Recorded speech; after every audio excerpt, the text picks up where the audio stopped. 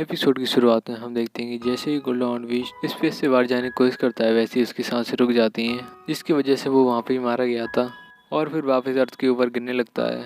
जैसे ही news reporter ये बात बताती है कि वो अब मर चुका है, वो काफ़ी ज़्यादा खुश दिख रही थी और वो लोग भी अपने स्क्रीन पर ये सब कुछ देख रहे थे। वो लोग इस बात को सुनकर अब काफ़ी ज़्यादा खुश हो जाते हैं क्योंकि अब वो लोग जिंदा रहने वाले थे। और तभी उन्हीं में से एक बंदा ये कहता है कि क्या सच में गोल्डन हॉर्न बीस्ट अभी मारा गया है, जिसपे उसके साथ में खड़ा हुआ बंदा कहता है कि फिलहाल तो ये कहना मुश्किल है कि हमारे पास इतने ज़्यादा सेंसर्स नहीं है जिससे हम उसे पता कर सकें कि वो अभी मरा है या नहीं है। लेकिन हमें इस बात का पता करना होगा कि इसकी बॉडी और सोल अगर पूरी तरीके से डिस्ट्रॉय हो चुकी होगी तो वो मर जाएगा। और इसी के साथ ही उन लोगों को होंग और उसके भाई की भी फिक्र थी क्योंकि अभी तक उन दोनों के कोई सबूत नहीं मिल पा रहे थे कि वो लोग जिंदा हैं या नहीं। आखिर वो लोग कहाँ पे चले गए हैं, उन्हें इन लोगों की कोई भी इन्फॉर्मेशन नहीं मिल पा रही होती है। उनकी इस बात को सुनकर एक लड़की आगे बढ़ती हुई कहती है कि वो लोग अर्थ के सबसे ज़्यादा स्ट्रॉन्गेस्ट बंदे हैं, तो हमें इन लोगों की टेंशन नहीं लेनी चाहिए। वो दोनों अभी ज़िंदा होंगे और जल्दी वापस आ जाएंगे। अब सारे लोग इस बात को लेकर काफ़ी ज़्यादा हैरान बैठे हुए थे। अब न्यूज़ रिपोर्टर भी थोड़ी परेशान हो जाती है और बताने लग जाती है कि हमारे अर्थ के दो सबसे स्ट्रॉन्गेस्ट बंदों की अभी तक कोई भी खबर नहीं मिली है। हम जानते हैं कि गोल्डन हॉर्न बीस्ट अब मारा जा चुका है, लेकिन अभी तक उन दोनों की कोई भी खबर नहीं मिल पा रही है, जो कि एक बहुत ही ज़्यादा सैड न्यूज़ है। उन सभी को अब ऐसा लगने लग गया था कि गोल्डन हॉर्न बीस्ट के साथ ही वो दोनों अब मारे जा चुके हैं। अब लू फैमिली इस बात को सुनकर थोड़ा सा सैड हो गया था और बाकी लोग भी ये चीज़ सुनकर काफ़ी ज़्यादा परेशान हो गए थे। वो दोनों अब उनके लिए हीरोज़ बन चुके थे, उन दोनों ने उन्हीं की दुनिया को बचाया था। अब इस चीज़ को सुनकर अब हर तरफ मायूसी छा गई होती है। गोल्डन हॉर्न बीस्ट की खुशी ज़्यादा देर तो नहीं टिक पाती है क्योंकि उनके दो वॉरियर्स की अभी तक कोई भी खबर नहीं मिली होती है। ल्यूक फैंग भी ये देखकर काफ़ी ज़्यादा हैरान हो गया था और कहता है कि क्या उन लोगों ने अपने आप को सेक्रीफाइस कर दिया है। कि तभी वहाँ पर बात आकर उसे ये कहती है कि नहीं नहीं, हम ये नहीं कह सकते हैं कि वो दोनों अभी तक मर चुके हैं, हमें उनके बारे में और इन्फॉर्मेशन इकट्ठी करनी होगी। हो सकता है कि वो यहाँ पे कहीं छुपे हुए होंगे।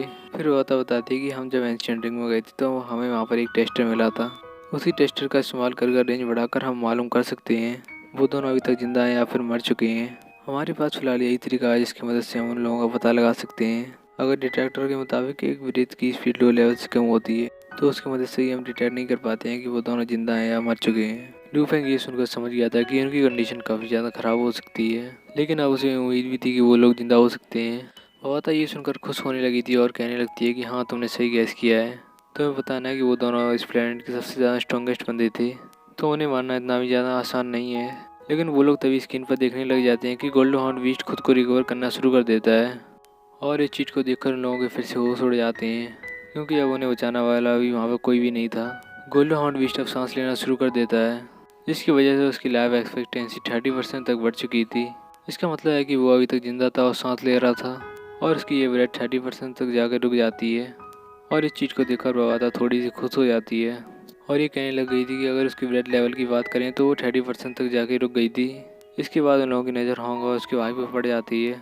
उन दोनों ने एक दूसरे का हाथ पकड़ रखा था और नीचे की तरफ गिर रहे होते हैं। ये देखकर लू फैंग ये कहने लग जाता है कि उन्होंने ज़िंदगी भर ही एक दूसरे का साथ दिया है और मरने के बाद भी एक दूसरे का हाथ पकड़ कर ही गिर रहे हैं। ये देखकर फिर बवाता बोलती है कि उन दोनों की सोल अभी तक स्लिम कर चुकी है लेकिन वो अभी तक मरे नहीं है। लू फैंग बवाता की इस बात को सुनकर थोड़ा सा हैरान हो गया था। बवाता उसे ये बता रही थी कि वो दोनों फर्स्ट डेथ की ट्रैप में फंस चुके हैं, वो दोनों इसमें फंस चुके हैं और यहाँ से निकलना हो सकता है वो 1 साल में निकल आए, हो सकता है या फिर वो मिलियंस ऑफ साल लग जाएं। तो फिलहाल ये कहना मुश्किल हो जाएगा कि वो लोग जिंदा हो पाएंगे या फिर नहीं। वो दोनों नीचे की तरफ गिर रहे होते हैं कि तभी गोल्डन हॉर्न बीस्ट की नज़र उन दोनों की तरफ पड़ जाती है, तो वो उन्हें जिंदा खाने के लिए उनके पीछे पीछे पड़ गया था। लू फैंग ये देखने के बाद थोड़ा सा हैरान हो जाता है और ये कहने लग जाता है कि ऐसे चलता रहा तो वो उन दोनों को ऐसे ही मार देगा। होंग और ली शेंग की मदद करने के लिए वहाँ पर क्विक सिल्वर आ जाते हैं।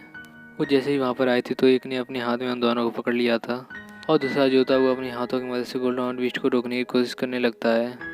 उन दोनों के पास इतनी ज़्यादा पावर नहीं थी कि वो उसे डिस्ट्रॉय कर सकें, लेकिन हाँ उनमें ये एबिलिटी जरूर थी कि वो उसे रोक के रख सकते थे क्योंकि वो लोग लिक्विड के बने हुए थे और अपनी इसी एबिलिटी का यूज कर वो गोल्डन हॉर्न बीस्ट को वहाँ पर रोकने में कामयाब हो जाते हैं, जिसकी वजह से गोल्डन हॉर्न बीस्ट का वहाँ से बाहर निकलना काफ़ी ज़्यादा मुश्किल हो रहा था और वो होंग और उसके भाई को ज़्यादा नुकसान नहीं पहुँचा सकता था और वो इस सब को बर्दाश्त नहीं कर पाता और इसी के साथ ही वो समुद्र में गिर जाता है।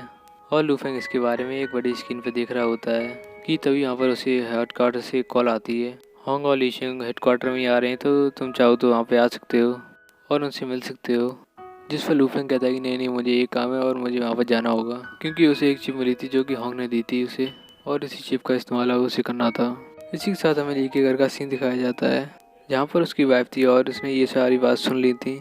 और जब उसे पता चलता है कि हॉन्ग और उसके भाई अब नहीं बचा है, उनकी कोई भी डिटेक्शन नहीं मिल पा रही है, हम उन्हें सेंस नहीं कर पा रहे हैं, जिसका मतलब है कि वो दोनों अब मर चुके हैं। इसी बात को लेकर वो भी काफ़ी ज़्यादा परेशान हो गई थी। लू फेंग अपने दोस्त के साथ शायद उसी से मिलने के लिए वहाँ पर जा रहा था कि तभी वो लड़की जिसका नाम था चाओली, वो अपने बेड पे पड़ी हुई थी कि उसे फिर ली के मैसेज मिलना शुरू हो जाते हैं, जहाँ पर ली उसे ये बता रहा था कि हमारी आखिरी 16 साल पहले हुई थी, जहाँ तक हमें पता है। हम दोनों ने अच्छे से अपना टाइम स्पेंड किया था। मैं जानता हूँ कि तुम्हारी शादी किसी और से हो गई थी।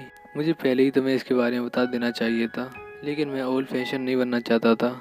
वो तुम्हारी चॉइस थी, अगर तुम किसी और से शादी करना चाहती थी तो मैं तुम्हें नहीं रोकता। और ये सब कुछ तुम्हारी फैमिली की सिचुएशन की वजह से हुआ है। जब मुझे पता चला कि तुम बिल्कुल ठीक हो तो ठीक साथ ही मुझे उम्मीद थी कि मैं अब खुश रहूँगा, क्योंकि तुम जो खुश हो।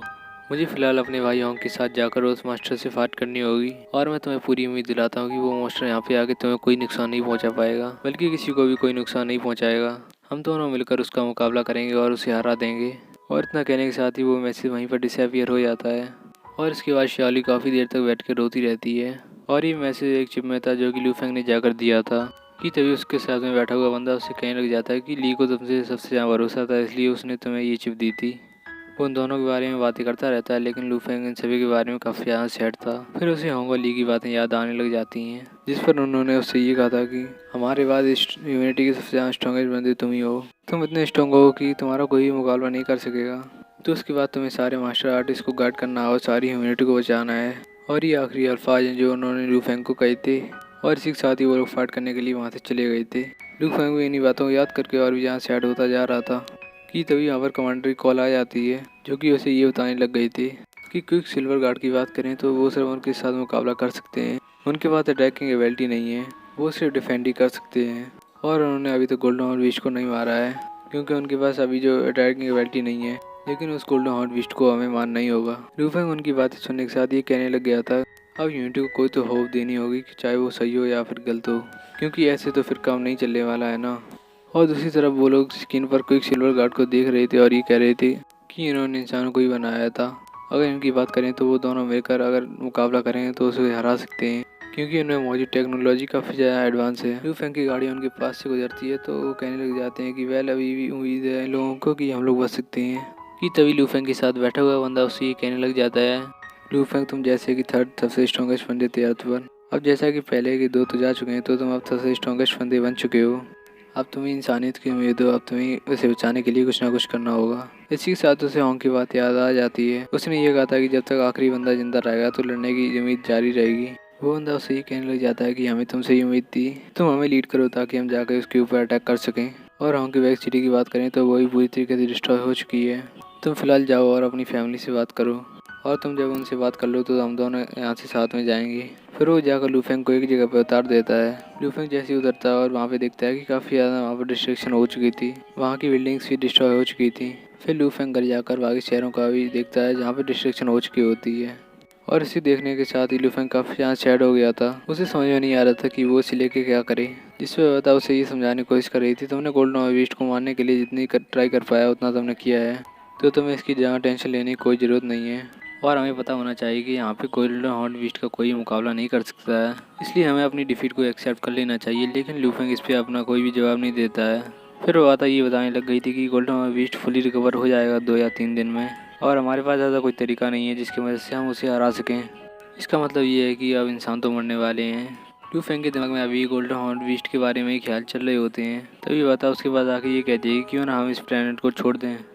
ये सुनने के साथ लू फेंग काफ़ी ज़्यादा हैरान हो जाता है। फिर वो आता ये कह रही थी कि हमारी स्पेसशिप जल्दी ठीक हो जाएगी तो वो हमें यूनिवर्स में कहीं भी लेके जा सकती है, तो क्यों ना उसका यूज़ करके हम भी यहाँ से चले जाएं। लू फेंग तभी गुस्से में कहता है कि तुम क्या कह रही हो, मैं ऐसे भाग जाऊँ।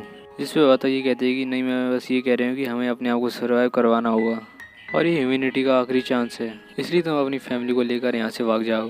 जिस पे लू फेंग कहता है कि क्या तुमने क्या कहा, तुम्हारा दिमाग तो नहीं ख़राब है कि मैं यहाँ से भाग जाऊँ। फिर लू फेंग बताता है कि असल में बात यह है कि मैंने किसी से वादा किया हुआ था कि मैं आखिरी सांस से लड़ूंगा, इसलिए मैं यहाँ से नहीं भाग सकता हूँ। जिसमें बात कहती है कि अगर तुम मारे गए तो ह्यूमैनिटी वैसे भी ख़त्म हो जाएगी, तुम इसके बारे में फिर से सोच लो। तुम्हें पता ना कि ये तो तुम बस अपने माइंड की नहीं बल्कि दिल की सुन के कह रहे हो।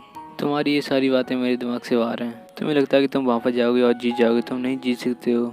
और यहाँ पर इंसानों का सर्वाइव करना भी बहुत ही ज़्यादा मुश्किल है। तभी लूफेंग गुस्से में आ जाता है और वहाँ की चीज़ों को हवा में उड़ाने लगता है और कहता है कि तुम इन सब बातों को नहीं समझ सकती हो। बवाता फिर आगे बढ़कर ये बताने लग जाती है कि तुम्हें बताया कि मुझे बनाया गया था जब मुझे मास्टर ने बनाया था, तब से 60 मिलियन ईयर तक अभी तक मैं जिंदा हूँ।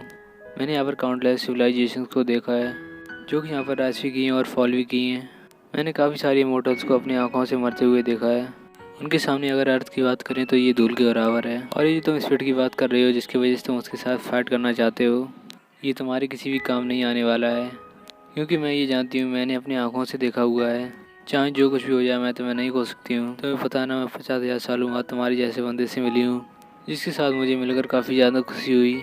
लेकिन लूफेंग उसकी बातों में कोई गौर नहीं करता और बाहर की तरफ बढ़ने लग जाता है और इस सबसे वजह काफ़ी ज़्यादा दुखी हो जाती है। और इसी के साथ ये वीडियो यहीं ख़त्म हो जाती है। वीडियो को लाइक कर देना और चैनल को सब्सक्राइब कर देना। Thank you for watching, keep supporting.